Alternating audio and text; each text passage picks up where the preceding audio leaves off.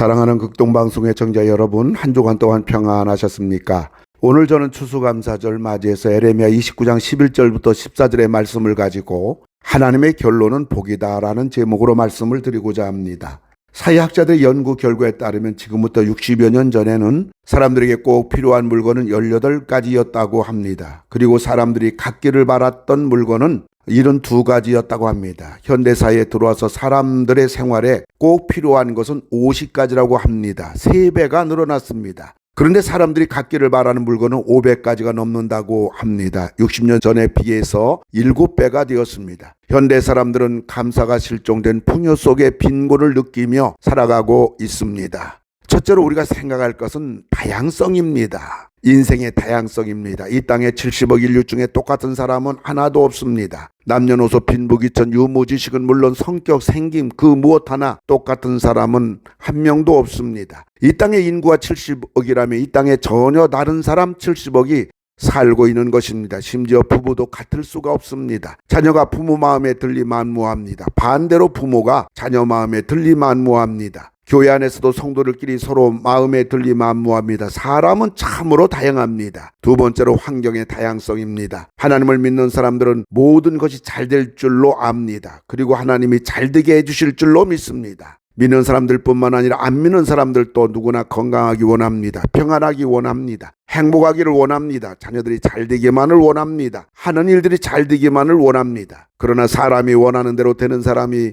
몇 명이나 될까요? 없다고 해야 할 것입니다. 다니엘성에 강사로 오신 분들에게 주어진 환경은 대부분 최악의 환경에서 그 환경을 돌파하고 승리한 분들입니다. 다니엘 성의 강사들은 한결같이 우리들보다 5배, 10배, 100배는 더 힘든 현실에 부딪힌 것입니다. 이들은 안 믿는 사람들이 아니었습니다. 선교사요, 목회자요, 집사요, 예수를 만난 남다른 은혜를 가지고 주를 위해 헌신하는 사람들이었습니다. 이 정도가 되면 하나님은 이들에게 남다른 복을 주셔야 했고 이들은 남다른 복을 받아야 했습니다. 그러나 이들에게 주어진 것은 처절한 인생의 맨 밑바닥으로 버림받은 자로 죽음의 자리로 내동댕이 쳐진 것입니다. 이것을 어떻게 설명할 수 있을까요? 환경은 참으로 다양하기만 합니다. 그게 두 번째로 혼란성입니다. 신앙의 대혼란입니다. 이들은 하루아침에 자신의 인생에 다가온 날벼락, 전혀 예상하지 못했던 절벽 앞에 서 있어야만 하는 기구한 운명의 사람이 된 것입니다. 도저히 이해할 수 없는 상황입니다. 그리고 동의할 수 없는 환경입니다. 내가 죄를 범해서 이런 환경이 주어졌다면 죄값이라고 인정할 텐데 나는 그래도 주를 믿고 살아왔는데 주님을 위해서 목회자로 선교사로 집사로 나름대로 충성하며 살아왔는데 한순간에 천길만길로 낭떠러 떨어진 것입니다. 이럴 때 하나님에 대한 원망이 치솟는 것입니다. 하나님, 그래도 하나님을 위해 살았잖아요. 하나님, 나를 그렇게 부려먹고 결국 나에게 이렇게 할 수 있습니까?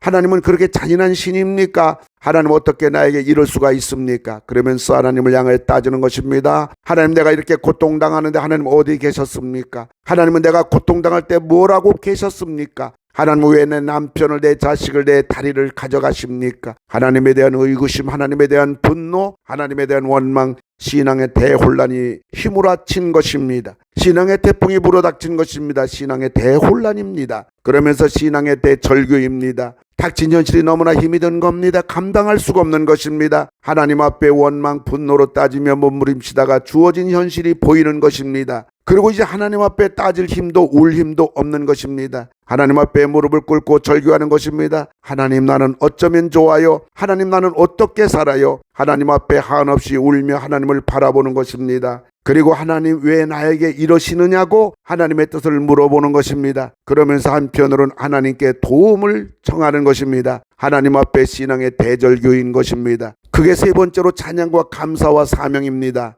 신앙의 대절규 앞에 고요하게 들려오는 주님의 음성은 거의 동일합니다. 네가 인생의 태풍을 만났을 때 나는 너와 함께 있었다. 마태복음 28장 20절 볼지어다 내가 세상 끝날까지 너희와 항상 함께 있으리라 하시니라. 그러면서 예수는 말씀하시는 것입니다. 나는 네가 당하는 고통을 다 보았다. 네가 고통에 몸부림치며 울 때 나도 너와 함께 울었노라. 네가 아픔에 고통당할 때 나는 너보다 마음이 더 아팠노라. 내가 너를 사랑한다. 그래서 십자가에서 내가 죽었노라 하시는 것입니다. 나는 홀로 있는 줄 알았는데, 나 홀로 살아야 하는 줄 알았는데, 내가 고통을 당하는 그 시간에 주님이 나와 함께 하셨다니, 주님이 같이 아파하며 울었다니, 그것도 모르고 주님을 원망하고 따지고 덤벼들었던 것을 눈물로 회개하는 것입니다. 주님의 음성을 듣는 중에 주님의 마음을 아는 순간 이들은 감사의 대성통곡으로 바뀌는 것입니다. 그리고 감사 찬양이 나오는 것입니다. 그리고 마음속의 아픔과 상처가 치유되는 것입니다. 그리고 남은 생에 주님을 위해 살겠노라고, 그리고 나에게 주어진 이 아픔을 통하여 수많은 사람들에게 살아계신 예수님을 증거하고 하나님께 영광을 돌려드린 사명으로 바뀌는 것입니다.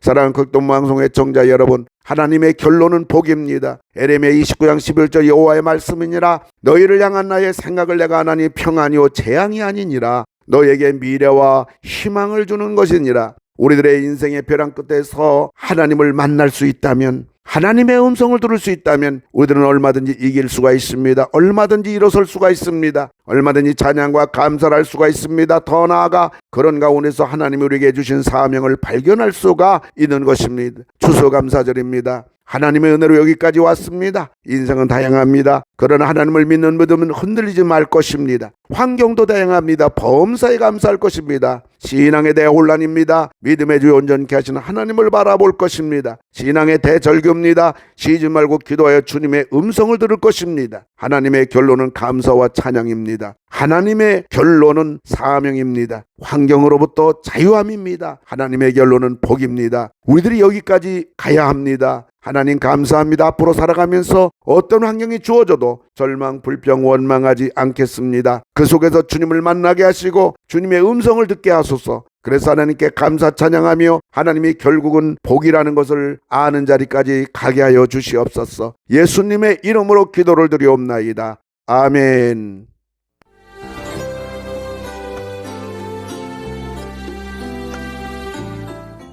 내가 매일 기쁘게 지금까지 부천 상동 21세기 교회 박병화 목사님께서 말씀 전하셨습니다. 오늘 말씀 들으시고 신앙생활에 도움받기 원하시는 분은 지역번호 032-245-1004 245국의 1004번 부천 상동 21세기 교회로 전화하시기 바랍니다.